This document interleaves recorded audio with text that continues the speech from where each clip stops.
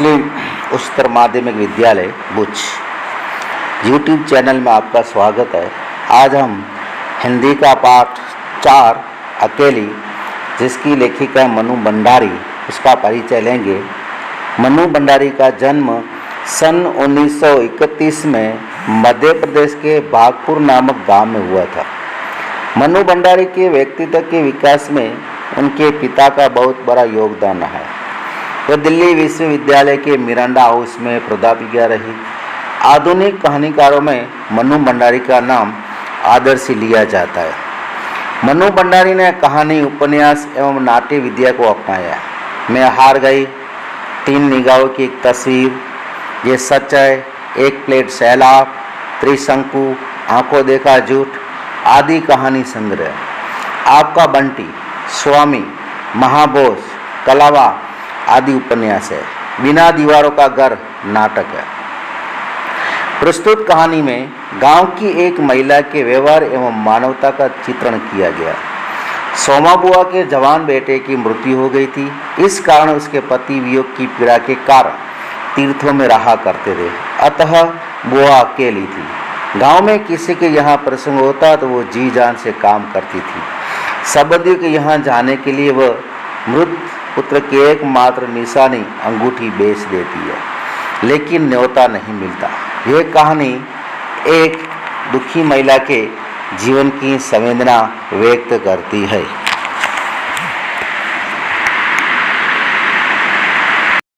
सोमा बुआ बुढ़िया है, सोमा बुआ परित्यक्ता है, सोमा बुआ के लिए। परित्यक्ता उस औरत को कहते हैं कि जिसका पति ने उसे छोड़ दिया हो। सोमा बुआ का जवान बेटा क्या जाता रहा, उनकी अपनी जवानी चली गई। पति को पुत्र वियोग का ऐसा सदमा लगा कि वे पत्नी घर बार तज कर तीर्थवासी हुए और परिवार में कोई ऐसा सदस्य था नहीं जो उनके एकाकीपन को दूर करता। पिछले 20 वर्षों से उनके जीवन में एक रास्ता में किसी प्रकार का कोई व्यवधान उपस्थित नहीं हुआ, कोई परिवर्तन नहीं आया। यूँ हर साल 1 महीने के लिए उनके पति उनके पास आकर रहते, पर कभी उन्होंने पति की प्रतीक्षा नहीं की, उनकी राह में आंखें नहीं बिछाई। जब तक पति रहते उनका मन और भी मुरझा हुआ रहता, क्योंकि पति के स्नेहीन व्यवहार का अंकुश उनके रोजमर्रा की जीवन की अबाध गति में बहती स्वच्छंद धारा को कुंठित कर देता। उस समय उनका घूमना फिरना, मिलना जुलना बंद हो जाता और सन्यासी महाराज से तो ये भी नहीं होता कि 2 मीठे बोल बोलकर सोमा बुआ को एक ऐसा संबल ही पकड़ा दे जिसका आसरा लेकर वो उनके वियोग के 11 महीने काट दे।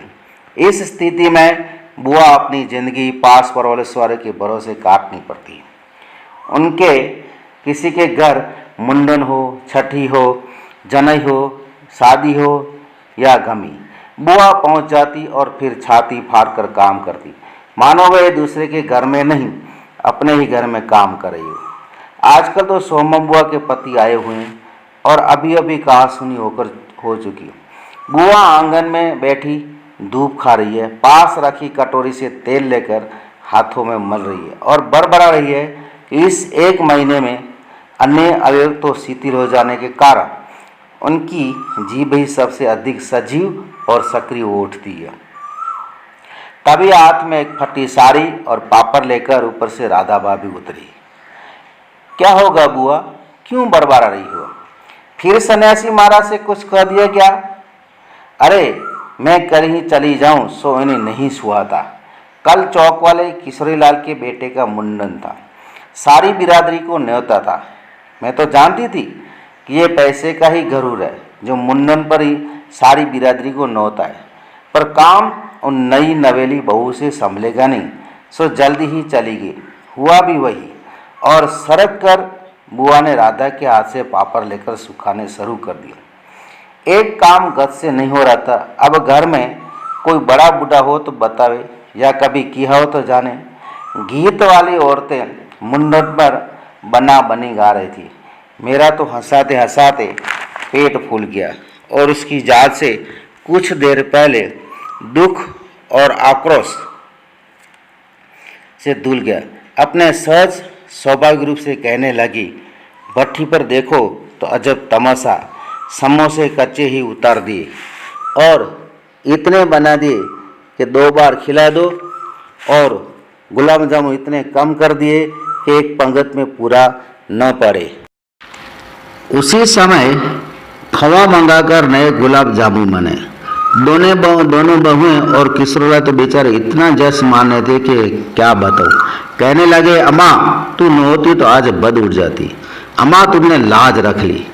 मैंने तो कह दिया, अरे अपना ही काम नहीं आएंगे तो और कोई बाहर से तो आवेगा नहीं। ये तो आजकल इनके रोटी पानी का काम रहता है, नहीं तो मैं तो सवेरे से चली जाती।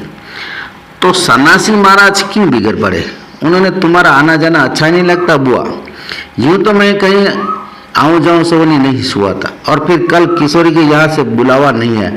अरे मैं तो कहूँ कि घर वालों का बुलावा कैसा बुलावा? वे लोग तो मुझे अपनी माँ से कम नहीं समझते, नहीं तो कौन भला यूं भट्टी और भंडारा घर सौंप दे। पर उन्हें सब कौन समझाए। कहने लगे, तू जबरदस्ती दूसरों के घरों में टांग अड़ाती फिरती है।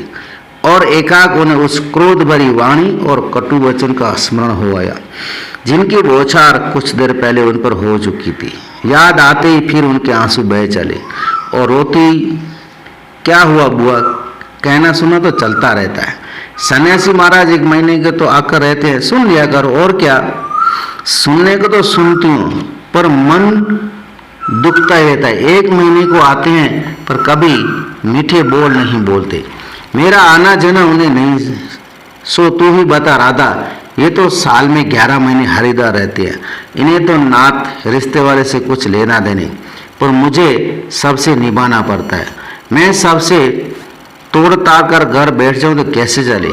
मैं तो इनसे कहती हूँ कि जब पल्ला पकड़ा है तो अंत समय भी साथ ही रखो।